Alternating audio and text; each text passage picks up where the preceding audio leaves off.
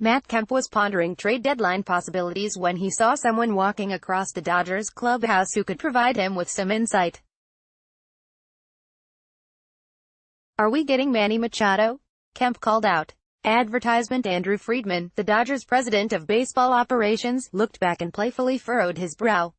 "Manny who?" Friedman deadpanned. So it's that time of the year again, when World Series contenders search for mid-season reinforcements who could help them realize their October ambitions. Kemp was around when the Dodgers made two of the most significant midsummer deals in franchise history. Standing in front of his locker Friday afternoon, Kemp recalled how the Dodgers acquired Manny Ramirez from Boston in 2008 at virtually no cost. Baltimore Orioles shortstop Manny Machado walks on the field during a game against the Philadelphia Phillies on Thursday in Baltimore. Patrick Szymanski, Associated Press, "I thought it was a prank or something," Kemp said. He also recounted the blockbuster waiver trade 4 years later, also with the Red Sox, in which the Dodgers added Adrian Gonzalez, Josh Beckett and Carl Crawford. "That was crazy, man," Kemp said. Last year, as Kemp battled through an injury-plagued season with Atlanta, the Dodgers pried Yu Darvish from Texas. "There's only one player known to be on the market who could have that impact, and it's the player the Dodgers should do everything in their power to acquire between now and the July 31st non-waiver trade deadline." "It's the same player?" Kemp asked Friedman about. "It's Machado. The Dodgers have been known for making some really good trades right before the trade deadline, so I think we're all kind of curious to see what's going to happen," Kemp said. "Weigh the pros and cons of trading for Machado and the pluses clearly outweigh the minuses. It's true that the team's most glaring shortcomings are in the bullpen and not the lineup. Except this isn't an either-or proposition." Advertisement. Dodgers chase Utley to retire at end of season by Mike DeGiovanni. July 13, 2018, 9:35 p.m. The Dodgers are determined to remain under the $197 million luxury tax threshold, but that shouldn't be a significant obstacle. They are believed to be around $10 million under that figure, meaning they can add whatever remains of Machado's $16 million salary and still invest in a link from the starting pitchers to All-Star closer Kenley Jansen. If more capital is required to address the bullpen problems, it can be created by sending another team a well-regarded prospect in exchange for it taking on, say, Logan Forsythe and the remainder of his $8.5 million salary.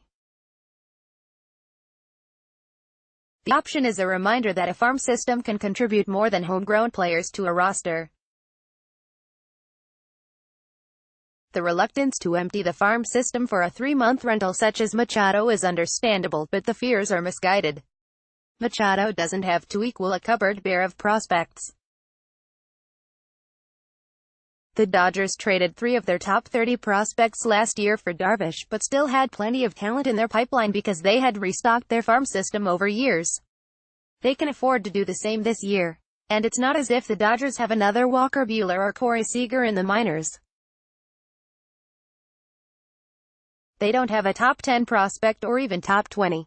According to MLB.com, their most promising minor league player is Alex Verdugo, who is the 27th ranked prospect. Though the Dodgers' offense isn't a problem now, it could be one in October. They have 126 home runs, the 5th most in baseball. They have 8 players with 10 or more home runs, but Kemp is the only one with a batting average higher than .276. Dodgers chase Utley gets high praise from Dodgers teammates in wake of retirement announcement by Ethan Bauer. July 13, 2018, 8:55 p.m. Enrique Hernandez is hitting .227, Yasmani Grandal .240, Cody Bellinger .243 and Jock Peterson .250. The team's most reliable hitter in recent seasons, Justin Turner, has been slowed by injuries.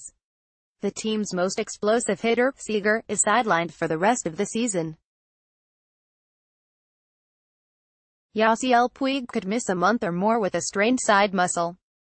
Machado's career-high .313 average could provide stability and upside. He also has 23 homers. The Dodgers should also be mindful that this could be their last October with Clayton Kershaw in their rotation. Kershaw has the option of becoming a free agent at the end of the season.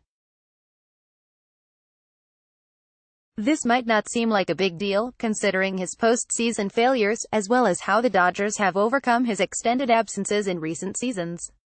But this is a huge deal, and what he means to this franchise will only increase in clarity when the team has to turn to someone else to pitch a postseason opener.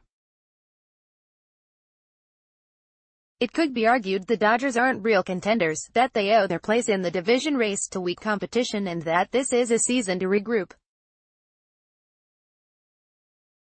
They are obligated to go for it. They owe it to the fans who have waited 3 decades to watch them win a championship. They owe it to the supporters who can't watch them on television because of their disastrous broadcast deal. There are no excuses. They have a clear target and they have the resources.